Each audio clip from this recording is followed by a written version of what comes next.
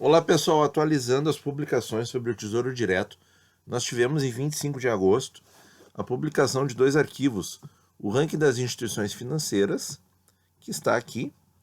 Então, aqui são as 10 instituições com maior quantidade de transações em julho de 2020. Espero aí que a sua corretora ou o seu... aqui tudo são corretoras.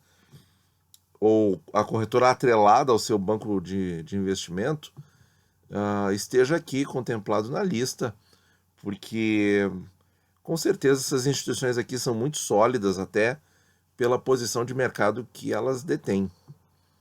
E o outro arquivo atualizado, pessoal, foi o balanço do Tesouro Direto, que tem algumas coisinhas que nós podemos comentar aqui com vocês.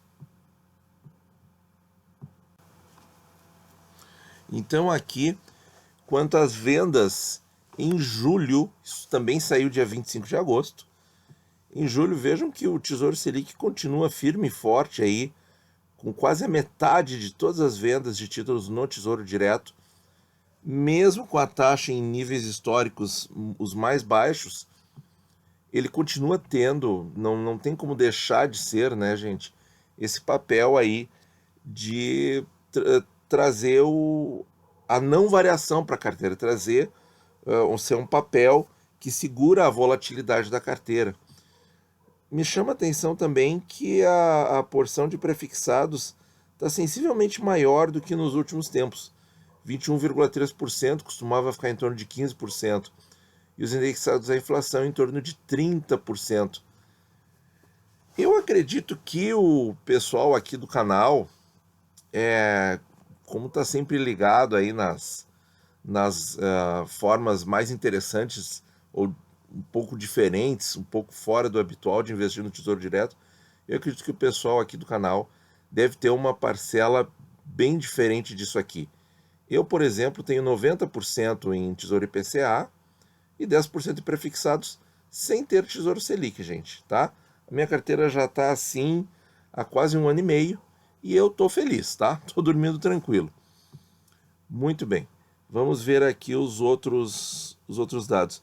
Vejam como o curto prazo, não, aqui ainda não o curto prazo continua sendo muito presente no Tesouro Direto, com 53,6% do total.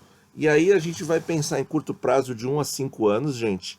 O que tem aqui? Aqui tem o Tesouro Selic e o Pré-23, porque são os únicos papéis nessa designação de 1 a 5 anos.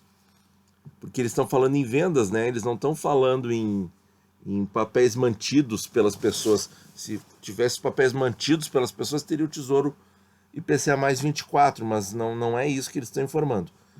Então, de 1 a 5 anos são esses dois aí. Então, vejam que é pouca opção de 1 a 5 anos, né? Só tem Tesouro Selic e Pré-23. Deveríamos ter mais opções nesse curto prazo, já que é a preferência da população aí, dos investidores, é a preferência nesse prazo mais curto aqui. Então fica aí a sugestão, o pedido para o Tesouro, né? Por que não ter um IPCA para 2022 ou para 2023, algo assim, né?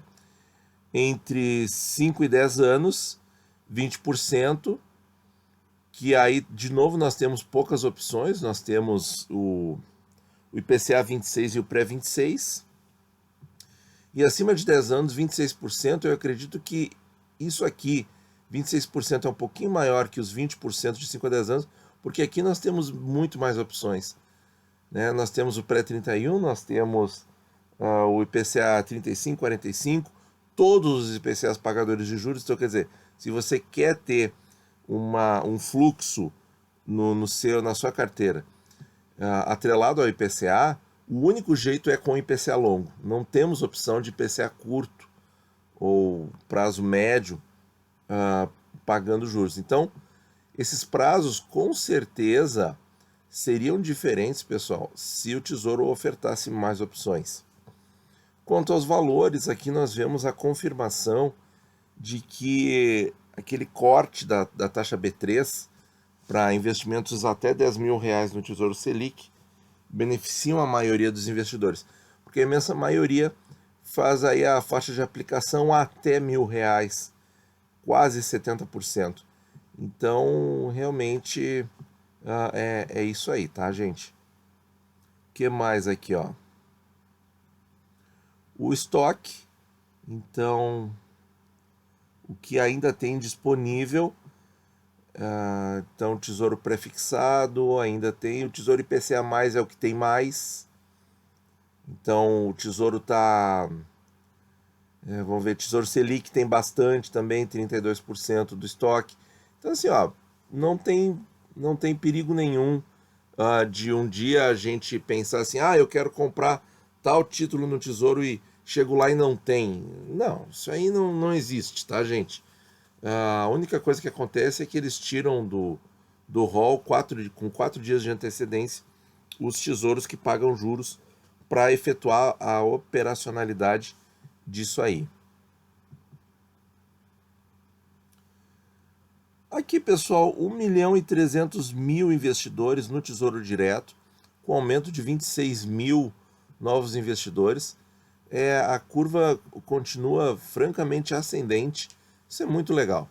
Isso é muito legal e porque eu acho que o Tesouro Direto é uma das melhores opções, não só para quem está começando, eu acho que para quem tem experiência também é muito bom, com segurança, com gostinho de bolsa em alguns papéis.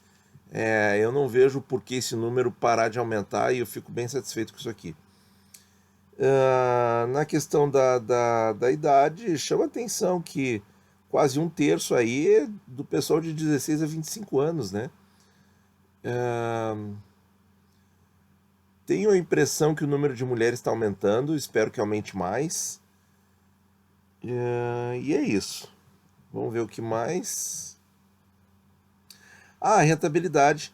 A rentabilidade aqui, pessoal, vocês estão vendo os dados da nossa revisão de carteira lá de julho. Então aqui estão todos os números. Só que isso aqui sai consolidado depois, né, gente? Vamos ver se eu consigo centralizar melhor. Então vejam aqui, ó, que eles só informam a rentabilidade em 12 meses do pré-23, que é um título, entre aspas, novo. Ele já existia, mas ele retornou ao rol, né? Que foi 12%. Esse título aqui foi o grande vencedor na nossa avaliação dos 6 meses, né? Assim, com relação ao título que performou melhor durante a crise. Dei uma olhada naquele vídeo lá, muito importante, gente. Muita informação quente ali, tá? E aqui, pessoal, vejam que no ano, nem nos 12 meses, nós temos dos principais títulos que compõem o rol do Tesouro agora, porque todos eles são títulos novos, né? Mas vejam aqui como foi o Tesouro IPCA 45, como ele foi positivamente afetado em julho, quando o mercado estava respirando dias de mais otimismo. Né? Muito interessante essa valorização. Não está fora disso acontecer, pessoal. Não está fora, tá? Claro, o mercado está muito tenso aí por esses dias. Muitas notícias ruins e tal. Muitas tensões políticas. Mas isso aqui vai voltar, gente. Eu tenho muita convicção disso. Porque nós temos muitas coisas positivas também acontecendo a nível até da pandemia, que está dando sinais de algum arrefecimento. Então eu acredito que isso aqui volte, tá? Embora com algum sofrimento. Vejam aqui o IPCA 35, gente, rendeu mais do que o IPCA mais longo que paga juros, que é o 55. Ou seja, ele ganhou mais na marcação a mercado no mês de julho. Vejam aqui que interessante, 8,89 versus 8,11. Por que, gente? Por que isso? Porque é o seguinte, porque a Aqui, julho nós não tivemos pagamento do IPCA 55, né? Porque é mês par, em julho não paga nada, só o IPCA 31 paga, que foi no dia 1º. Então, pessoal, aqui o que que acontece? Aqui o Tesouro IPCA 35, como ele não tem cupons no seu plano de investimento, ele é pagamento único no vencimento, o que que acontece? Ele oscila mais. Os tesouros que têm o pagamento de juros semestral, eles têm uma amaciada, digamos assim, no efeito da sua marcação a mercado. Eles têm uma oscilação mais suave do que os IPCAs longos. Isso traduz o quê? Traduz menos ganho na marcação a mercado quando o mercado fica positivo e também menor prejuízo quando o mercado fica negativo. Por quê?